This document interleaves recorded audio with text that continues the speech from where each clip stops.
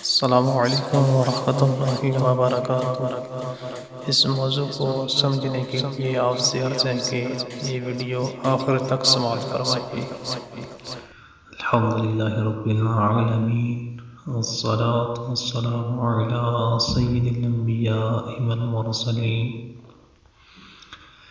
اما بعد فاعوذ باللہ من الشیطان الرجیم، بسم اللہ الرحمن الرحیم۔ میٹھے اور پیارے اسلامی بھائیوں، آپ کو اس چینل پر دعوت اسلامی نمرہ کلام آپ کو مرحبا کہتا ہوں۔ آپ سے مدنی التجا ہے کہ آپ اس چینل کو سبسکرائب کریں اور زیادہ سے زیادہ اس کو شیئر کریں۔ جس موضوع کو لے کر میں آج آپ کی بارگاہ میں حاضر ہوا ہوں، وہ موضوع بہت ہی دلچسپ موضوع ہے۔ یقیناً آپ نے وہ موضوع تھمبنیل میں پڑھ لیا ہوگا۔ آئیے مزید اس موضوع پر بات کرتے ہیں۔ میٹھے اور پیارے اسلامی بھائیوں، جیسا کہ آپ جانتے ہیں کہ آج کل حالات بد سے بدتر ہوتے چلے جا رہے ہیں۔ ایسا لگتا ہے کہ اسلام کا صرف نام ہی رہ گیا ہے۔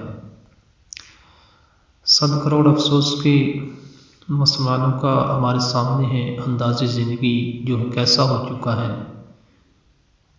زیادہ تر ہمارا انداز زندگی غیر مسلموں والا ہو چکا ہے۔ آئیے نہایت توجہ سے روایت سماعت فرمائیے اور اپنے دل کو جلائیے، بلکہ ہو سکے تو آنسو بھی بہائیے۔ چنانچہ حضرت مولا کائنات علی المرتضیٰ شیر خدا کرم اللہ تعالی وجہہ الکریم سے روایت ہے کہ اللہ عز و جل کے محبوب دانائے غیوب منزہ عن العیوب عز و جل صلی اللہ تعالی علیہ وآلہ وسلم کا فرمان غیب نشان ہے، عن قریب لوگوں پر وہ وقت آئے گا جب اسلام کا صرف نام اور قرآن کا صرف رسم و رواج ہی رہ جائے گا۔ ان کی مسجدیں آباد ہوں گی مگر ہدایت سے خالی، ان کے علماء آسمان کے نیچے بدترین خلق ہوں گے، ان سے فتنہ نکلے گا اور انہی میں لوٹ جائے گا۔ مفسر شہیر حکیم الامت حضرت مفتی احمد یار خان علیہ رحمۃ الحنان اس حدیث پاک کے تحت فرماتے ہیں، اسلام کا صرف نام ہی رہ جائے گا۔ اس کے بارے میں آپ فرماتے ہیں کہ اس طرح کے مسلمانوں کے نام اسلامی ہوں گے اور اپنے آپ کو مسلمان بھی کہتے ہوں گے، مگر رنگ ڈھنگ سب کافروں کے سے ہو جائیں گے۔ جیسا کہ ہم آج کل دیکھ رہے ہیں، صرف ارکان اسلام کے نام اور شکل تو باقی رہ گئی، مگر جو مقصود تھا وہ جو ہے فوت ہو جائے گا۔ مثلا نماز کا ڈھانچہ ہوگا، خشوع و خضوع نہیں ہوگا، زکوٰۃ دیں گے مگر قوم پروری ختم ہو جائے گی، حج کریں گے مگر صرف سیر و تفریح کے لیے، جہاد ہوگا مگر صرف ملک گیری یعنی حکومت اور سلطنت کے لیے۔ مزید مفتی صاحب حدیث پاک کی اس حصے میں قرآن کا صرف رسم و رواج ہی رہ جائے گا۔ آپ اس کی وضاحت فرماتے ہیں، رسم یعنی نقش کو بھی کہتے ہیں اور طریقے کو بھی، یہاں دونوں معنی درست ہیں، یعنی قرآن کے نقوش کاغذ میں اور الفاظ زبان پر ہوں گے، مگر احترام قلب یعنی دل میں اور عمل قلب یعنی بطن میں نہ ہوگا۔ یا رسماً قرآن پڑھا جائے گا یا رکھا جائے گا کچہریوں میں یعنی کورٹوں میں، کچہریوں میں جھوٹی قسمیں کھانے کے لیے اور گھروں میں میت پر پڑھنے کے لیے اس کا استعمال ہوگا، مگر عمل کرنے کے لیے عیسائیوں یعنی کرسچنوں کے قوانین ہوں گے۔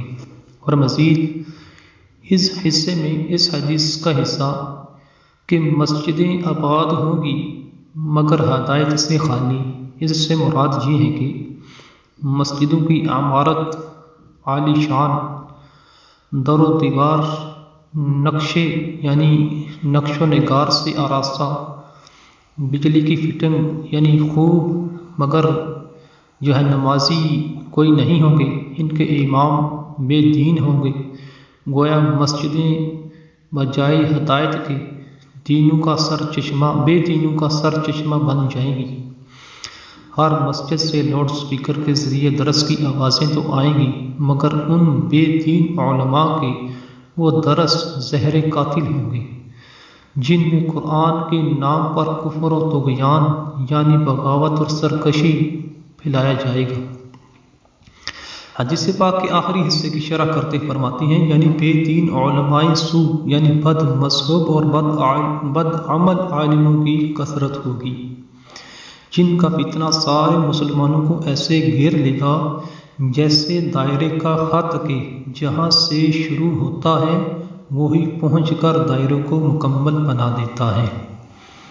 مزید یہاں پر یہ یاد رہے کہ مساجد میں ہونے والے علماء حق کے درس قرآن و حدیث اور ایمان افروز بیان کی یہاں ہرگز مذمت جو ہے مراد نہیں ہے۔ اے میرے غفرت کی نیند سونے والے اسلامی بھائیوں، خدا را کوش کیجیے اس سے پہلے کہ موت کا فرشتہ آپ کا رشتہ حیات اس دنیا سے ہمیشہ کے لیے منقطع کر دے اور کاٹ کر رکھ دے۔ جاگ اٹھیے اور دوسرے اسلامی بھائیوں کو بھی بیدار کیجیے، اور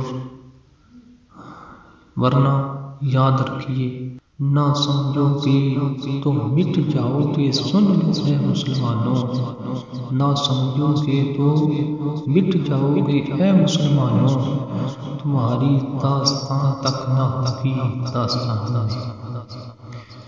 اللہ تعالیٰ ہمیں عمل کرنے کی توفیق عطا فرمائے۔